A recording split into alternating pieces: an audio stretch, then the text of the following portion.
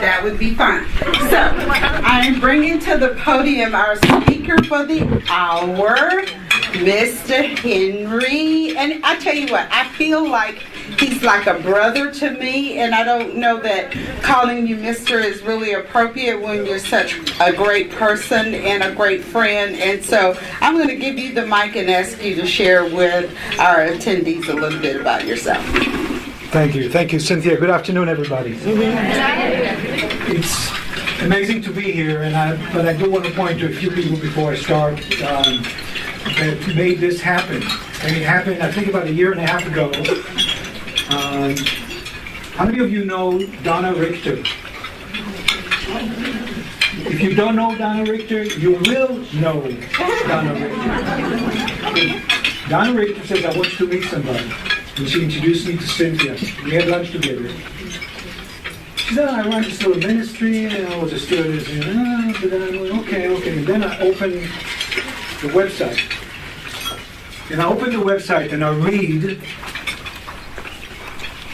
discovering your purpose is a divine revelation.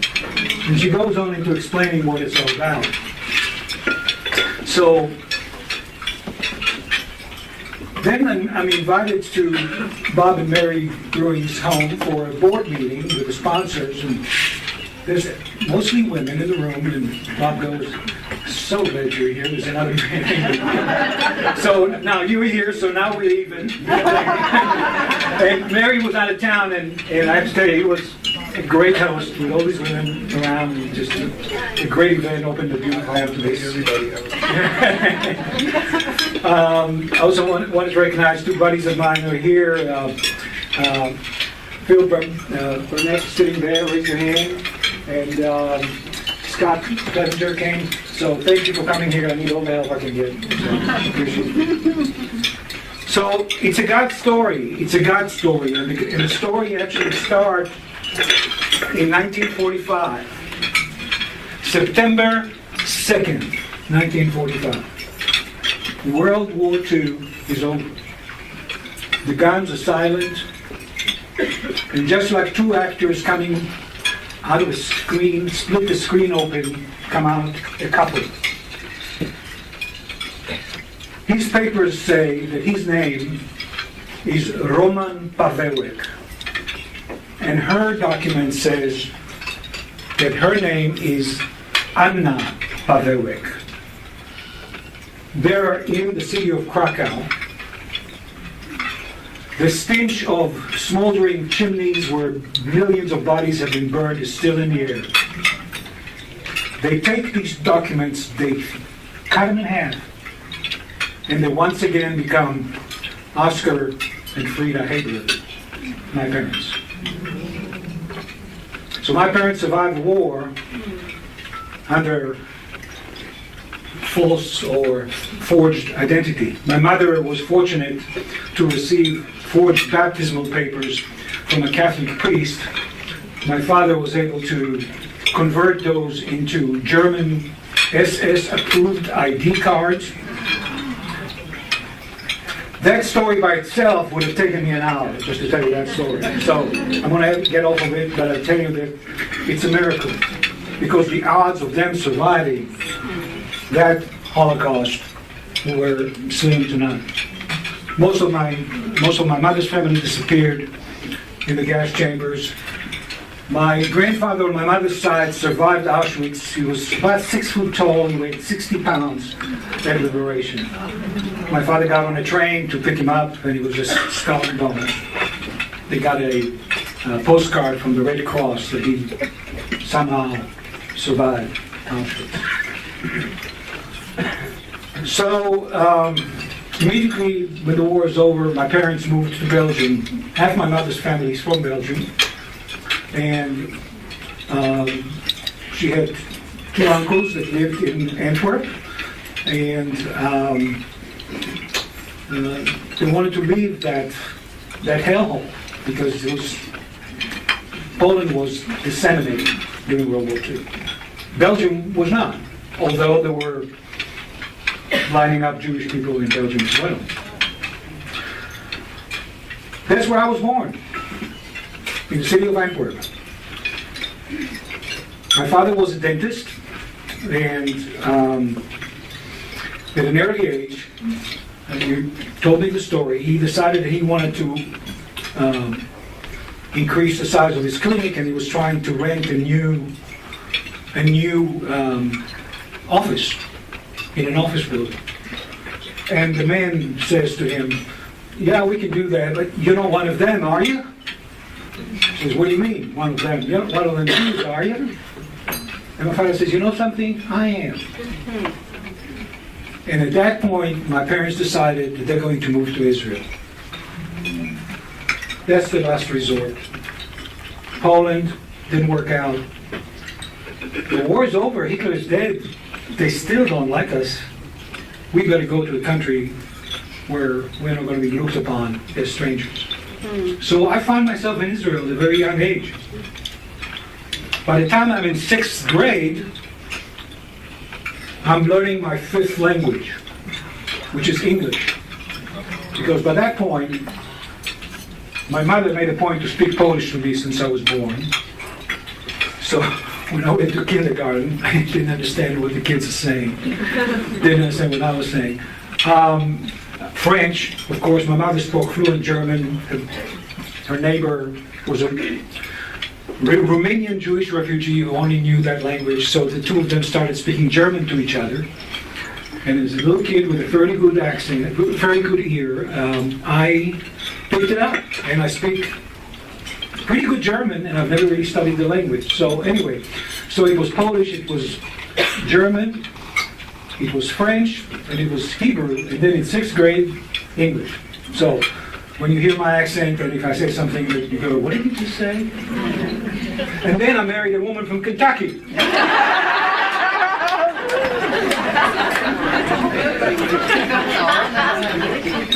So in Israel, those of you who were or know, when you're 18 years old, you go to the military. I wish everybody here at 18 years old would go to the military for 3 years, because they kicked your butt so hard. I mean, you learn discipline, you learn to salute everything that walks, you learn how to paint everything that's still in new white, whether it was painted yesterday, you paint it again. You learn how to fold your sheets in a certain way. You know how to get up at 4 o'clock in the morning and be ready in 20 minutes. You learn discipline and respect. So I'm in the military, and guess what happens within 30 days from the time I joined the Israeli military? The 6-day war started. So we're in the barracks, and I'm saying to myself, that's part of hazing. I've been here for a month. Don't tell me this is a war. But then when you hear the artillery going overhead, and you put your hard hat on, and you jump into the trench, and you hear yourself for the first time in your life go, "Mama!" That's what happened to me. And the 6-day war started. It was amazing. So I was right in the middle of it all. And the Staff Sergeant Major goes, they start our basic training, and the Staff Sergeant Major goes, who's got a driver's license? I said, "I do." He says, "I want you to take these soldiers, take them to Jerusalem." So I drove soldiers to Jerusalem.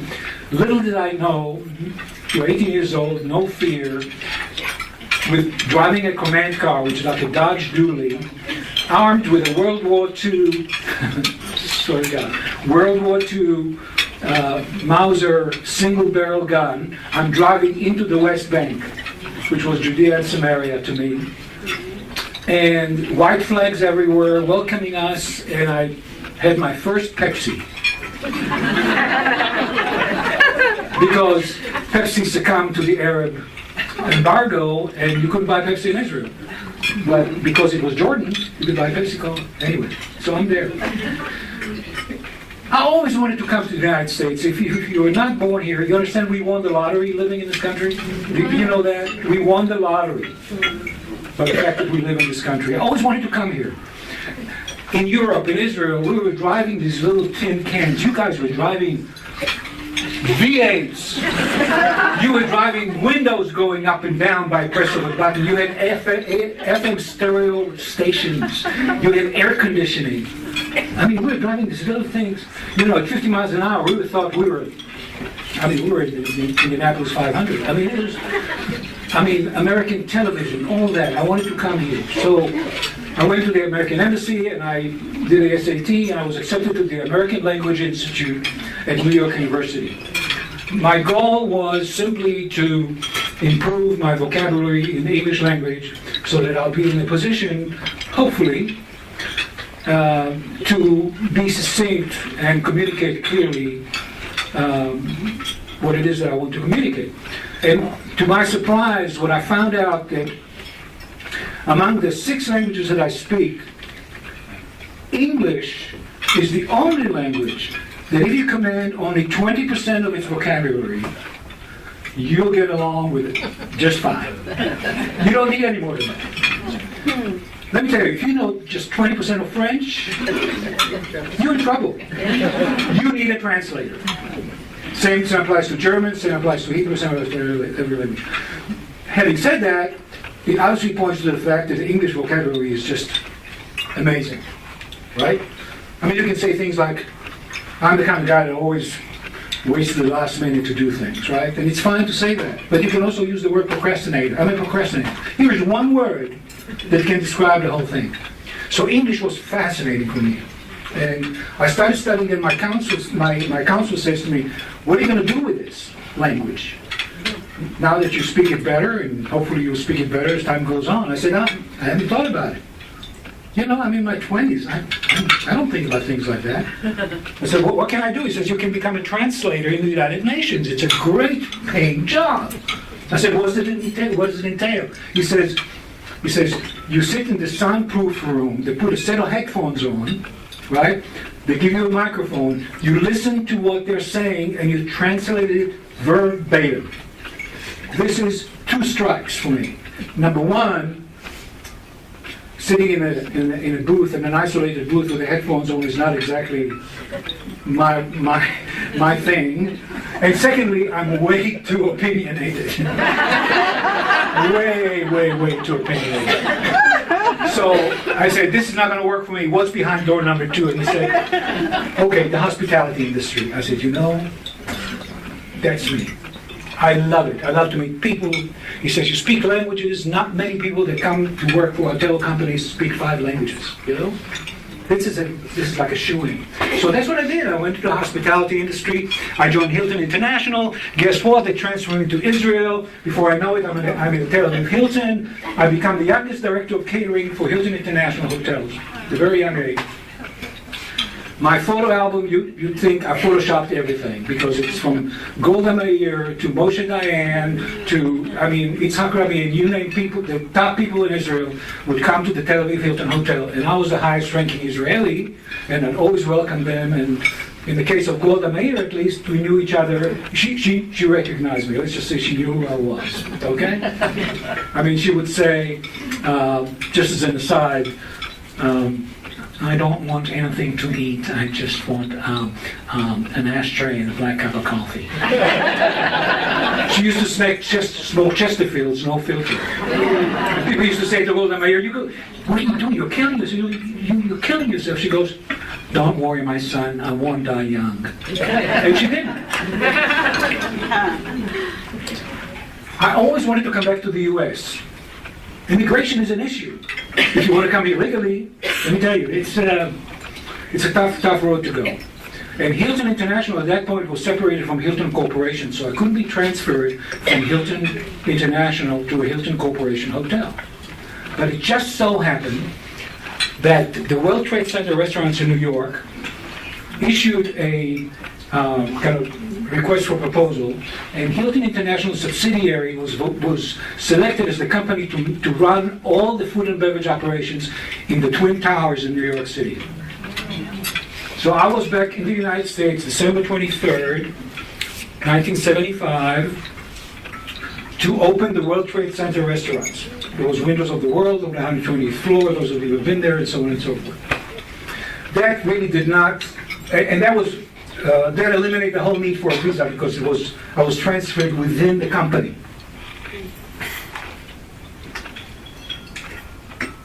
That was not really my thing. Restaurants was not my thing. I was missing the hotel industry. I thought I'm going to go back to Israel and forget about it. Long story, I was able to be hired by a smaller hotel company in Boston. And the guy who ran the hotel was able to arrange for me to receive the green card. And I was able to stay. I joined Hyatt Hotels. I'm opening the Hyatt Regency in Lexington, Kentucky. That's where I met my wife. And they're a Christian family. I grew up in a home, in a traditional Jewish home, not a religious Jewish home. You understand what I'm saying, the difference? A traditional. My father would go to synagogue every Friday, every Saturday. He wanted me to go with him. I went with him. It's a prayer book, right? It's not, you're not reading from the Bible. I mean, you will read segments of the Bible, but it's a prayer ritual. There's a morning prayer, there's a day prayer, Friday night prayer, and so on and so forth. I also had a very distorted view about Christianity, because to me, Christianity was what my parents told me when I was growing up. It was not unusual for their neighbors to point to the Germans who the Jews were. Obviously, the Orthodox Jews were easily distinguishable, but those who assimilated into society were not easily distinguishable. So, and there was something in it for you if you turn them in. If you hide them, on the other hand,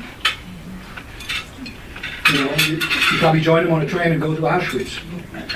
So there was us and there was them, and them don't like us.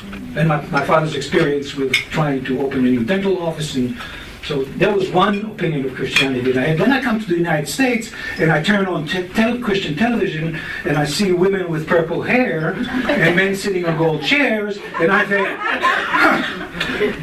I understand why Christianity doesn't make any sense. It's all about the removing of your mind, not the renewing of your mind. You know? So I'm dating my future wife, and my future father-in-law says, Henry, I want you to come to church with me on a Monday night. He knew better than to tell me to go on a Sunday, because I wouldn't have gone on a Sunday. For those very reasons I just told you. But Monday night wasn't quite as threatening. I go Monday night, and there's a person at the pulpit. His name is Ravi Zacharias. Everybody's, If it was 1984 right now, and I said Ravi Zacharias, you go, Ravi who? He was, at that time, he was a professor of logic, of philosophy and logic at Nyack College.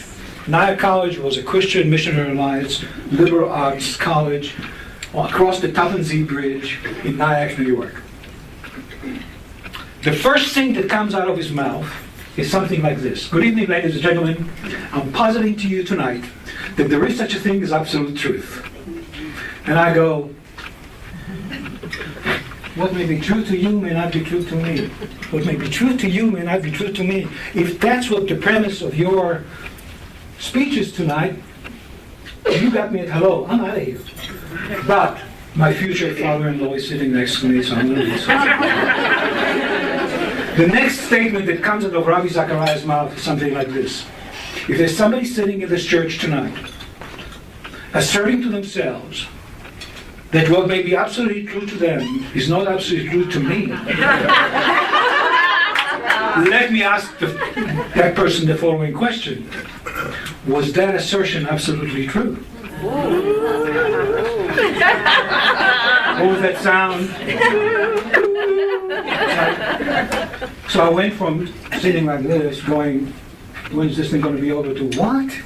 And then he goes, if there is such a thing as absolute truth, there is such a thing as absolute moral truth, and if there is a moral truth, there is a moral truth giver. And the moral truth giver is the God of Abraham, Isaac, and Jacob, personified in his son, Jesus Christ. Amen. And ladies and gentlemen, I have to tell you, it was like somebody came to you with a baseball bat and went, boing, upside my head. Because I have never heard anybody talk like that. I came back 4 nights in a row. Monday, Tuesday, Wednesday, Thursday. Thursday, I invited him to come to my bachelor's pad at the time, and he agreed. And the first thing I said to him, I said, I want you to know something. I was very, very impressed by these four nights of talk, but you're not going to convert me.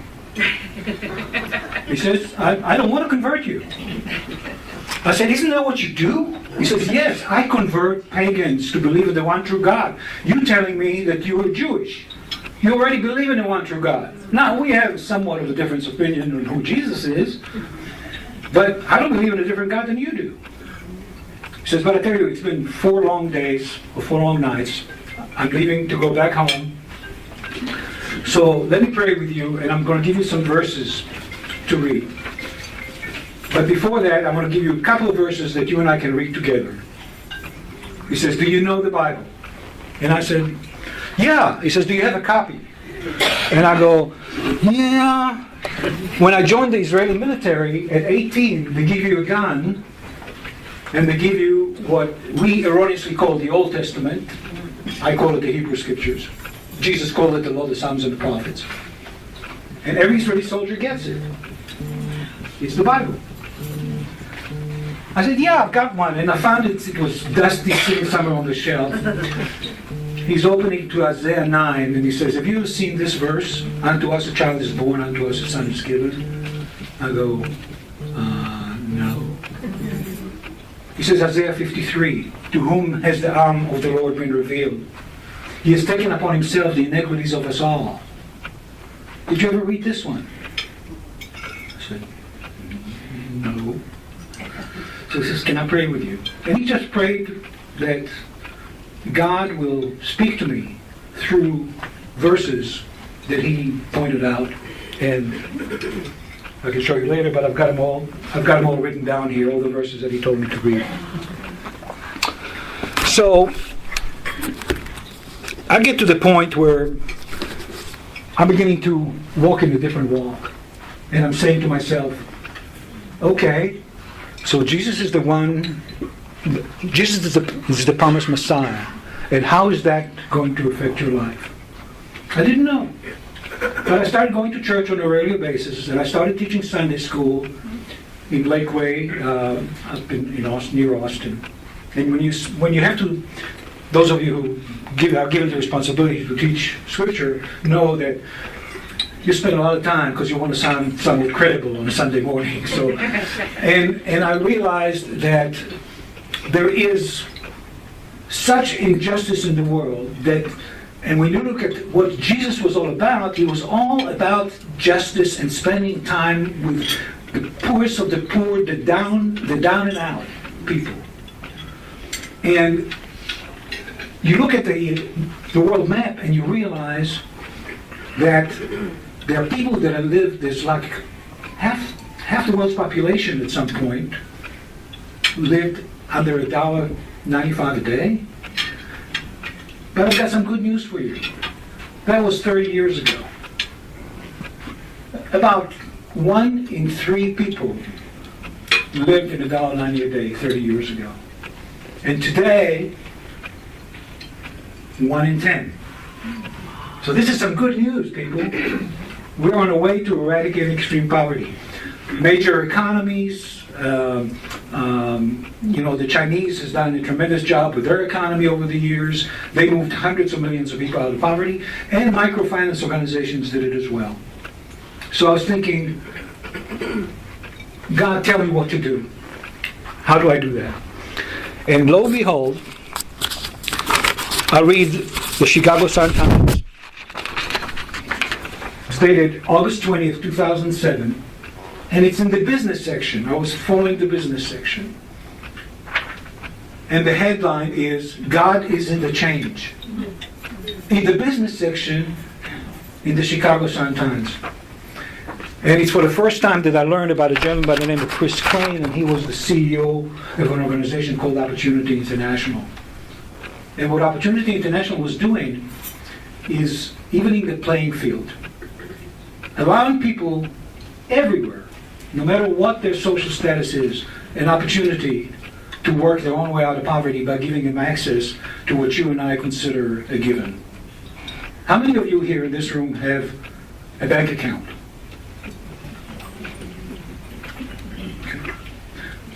There's about 750 million people in the world left without ability to open a bank account. Now, bank account is just one thing. So you can open a savings account, so you can have insurance, and you can have health, and you can have that. And they live in places where there's no Salvation Army, there's no soup kitchen, there's no...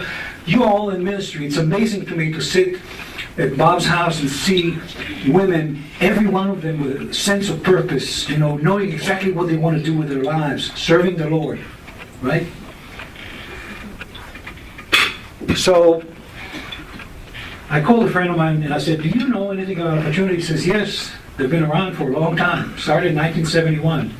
I said, they probably made enough mistakes that they know what they're doing by now, so let me see, how do I get in touch with them? And I connected with this organization, and I want to tell you something. It is absolutely amazing to meet people that live on $1.90 or less a day. It's going to be the most inspiring moment in your life. The presence of Jesus is so much more evident when you are with them than you are with anybody. When was the last time when you were in the shower and you turn on the water, you get, Jesus, thank you that water came out of the shower this morning. We don't do that. It's such a given to us. So it doesn't take much to make a difference in the lives of people around the world. An average of $200 loan can change people's lives.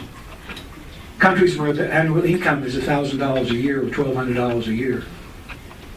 So, how do we as Christians, what is our responsibility? Are we to emulate what Jesus has done? I believe that we need to be balanced. He called us to be in Jerusalem, in Judea and Samaria, and into all corners of the world. To me, Jerusalem is right here. That's your Jerusalem. Judea and Samaria is the United States, is what's happening here nationally. In all corners of the world, obviously, He wants us to be everywhere. And when you look at what happened at Jacob's well with Jesus and the Samaritan woman, it was unheard of for a Jewish rabbi to speak to a Samaritan woman. And yet, she was the one that recognized who he was. He didn't look like her, didn't talk like her, didn't belong to the same tribe. He was forbidden actually to talk to her. So my call to you today is to think on how you can make a difference in the life of people that live at the bottom end of the economic pyramid. Not instead of what you're doing, because what you're doing is so important. I've heard some of the stories at that meeting. Amazing. You're an amazing group. Typically in a church, you will have 10% of people doing 90% of the work. You got 99% of people doing 99% of the work. It's unusual. So keep doing what you're doing. What I'm saying is include a global aspect to your giving. And if you already do, God bless you. Take a look at what we're doing and maybe join that. And if you don't have a global aspect in your giving, that is a balanced kingdom investment portfolio. Jerusalem, Judea and Samaria, and all corners of the world. Amen. And what you have in front of you on each table, there are some gift cards. They're preloaded. The only downside is you can't take them to Starbucks. That's the only downside. But when you follow the instructions and you get online, a screen will pop up with a story of a woman. And the reason I'm saying of a woman, because 97% of the people that we serve are women. Not because we discriminated against men. We didn't discriminate against men. Okay. We don't. It's just that when you go to the developing world, it is the women who are left behind to fend for their children. The men believe that their job is to bring money home and grow the family and have 12 kids. And most of them are very poor at taking care of their families. So the women come up with some ingenious ideas of starting a business. I'll tell you a quick story. How are we doing on time?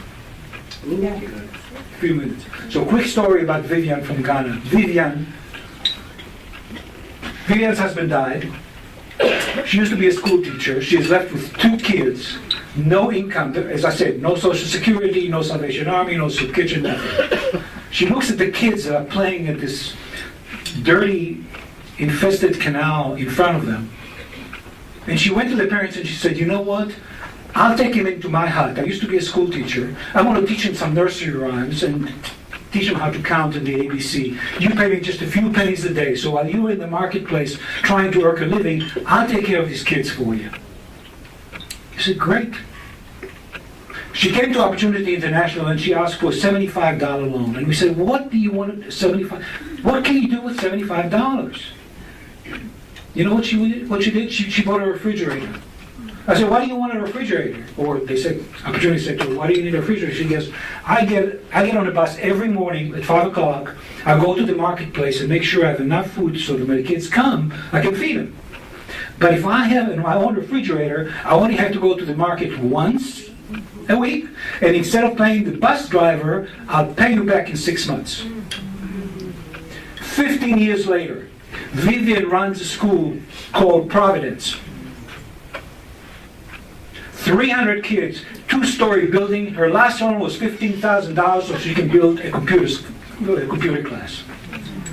And it started with a $75 loan. And you know what the default rate on the loans to 9 million people around the world last year was? The default rate. 3%. I will introduce you to hundreds of bankers here in Dallas that will give the right arm to have a 3% default on their loans. So the women that we serve, and they're not excluded, we have men as well. If you choose to sponsor a man through this, feel free to do that. But this will give you an opportunity to really make a difference. Once when you get online, if you decide to do that, just come and see me. I'll give you my card. And what I want to do is, I want to send you a report on the country that you chose to support. Because there'll be a story of a client, mostly women. You'll have an opportunity to pray for her. You'll hear her story. You'll understand how many children she has. You'll understand why she wants a $600 loan, what's the story. And you know what? Once when the loan is paid, once when the loan is funded that she wants, you will get an email sharing with you that she's been funded and now her business is up and running. And then you have an opportunity to do it again and again. $15. This is already preloaded, people. So if you decide not to use it, please bring it back to me so I can give to someone who's going to use it. But create that relationship. Thanks very much for your time. I appreciate it. I hope you think about our brothers and sisters who live in extreme poverty around the world. And I appreciate your time. Can you